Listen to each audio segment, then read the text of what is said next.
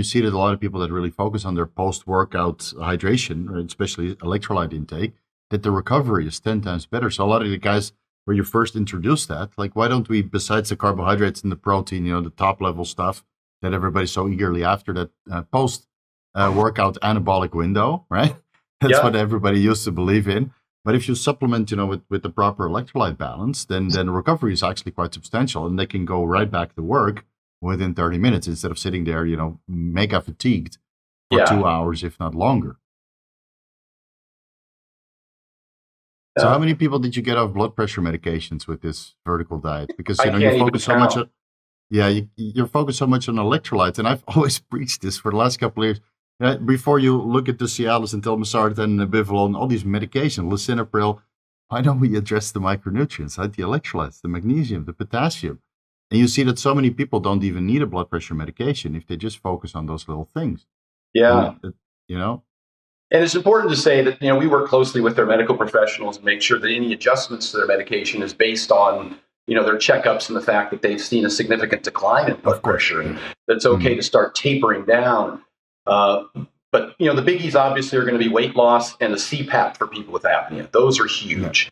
Hypothyroidism is another one, particularly with women, that'll affect blood pressure. And then after that, those 10-minute walks really help with postprandial glycemia, and that helps lower, their insulin load, and that helps with blood pressure. And then beyond that, like you said, I'm really heavy on at least 4,500 plus milligrams of potassium a day, 1,000 milligrams of calcium, primarily or preferably from food, and then obviously the magnesium.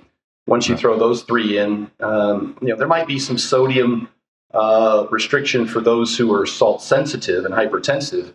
But there's a small portion of the population that's also reverse salt sensitive. So you got to be careful when you make these recommendations that people are monitoring on a daily basis. Their blood pressure. Right. And I think that your diet gives them the information to kind of monitor it themselves. And of course, when you come from an athlete background like you and me, and we've coached so many people over the years, you realize that 4,500 milligrams of potassium might not be enough, and 2,500 milligrams sodium might not be enough, because the athletes, in many cases, they require double, if not more, because they train twice a day, they do cardio, opposing practice, or crazy heavy lifts, and of course pharmacology that's involved, which alters your electrolyte balance quite a bit. So and the salt stuff's been a challenge because the medical community, they tried to apply my recommendations for athletes to the general population, particularly the hypertensives. Most of the research done, probably all the research done with respect to the DASH diet, all of those people are hypertensive, and they're not normotensive individuals, and they're certainly not active athletes. Some of the research that I initially relied upon was from the World Heart Federation. That's Dr. Salim Youssef, who's a cardiologist.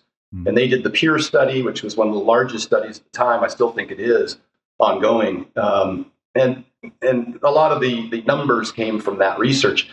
It has since been dispelled that there is a J-shaped curve across the population in terms of low sodium causing increased mortality risk. That having been said, we still do have a portion of the population that is reverse salt sensitive.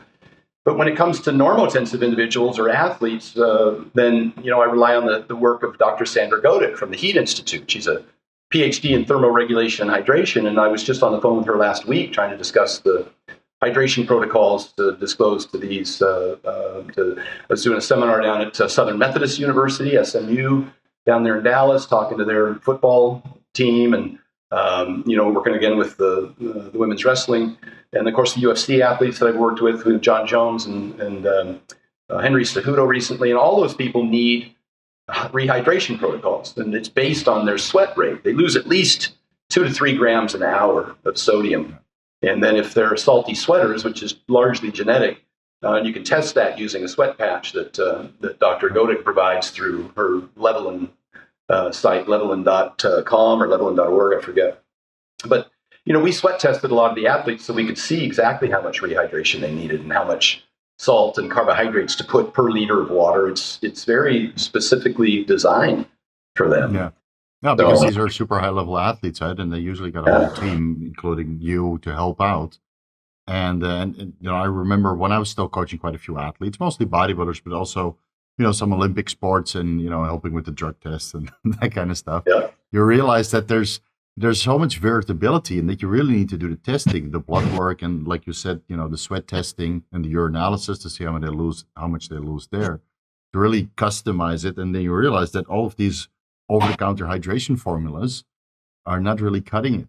They're No, and the big reason is that for pre and intra workout, you only want to be around 1% to 2% sodium solution. Mm-hmm. So for a liter of water, you probably only want 100 to 200 milligrams of sodium.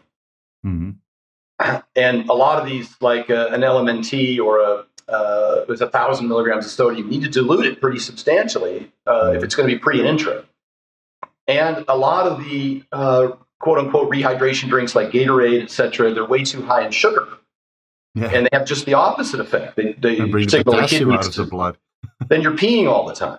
And you can actually dehydrate yourself. So you don't want to drink back water. You want to drink back sweat. And the constitution of that pre and intra workout is going to be about a 1% to 2% sodium solution and about probably a 3% glucose solution. So maybe 30 grams of carbs per liter per 1,000 milligrams of water.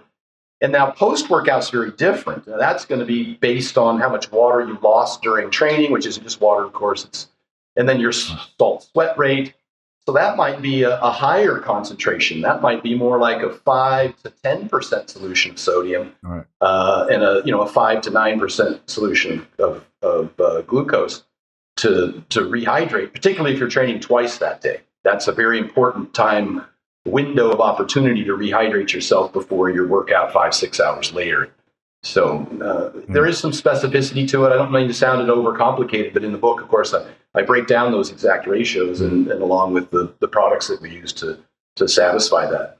Right. No, it is. And you see that a lot of people that really focus on their post-workout hydration, or especially electrolyte intake, that the recovery is 10 times better. So a lot of the guys where you first introduced that, like, why don't we, besides the carbohydrates and the protein, the top level stuff that everybody's so eagerly after, that post-workout anabolic window, right? That's what everybody used to believe in.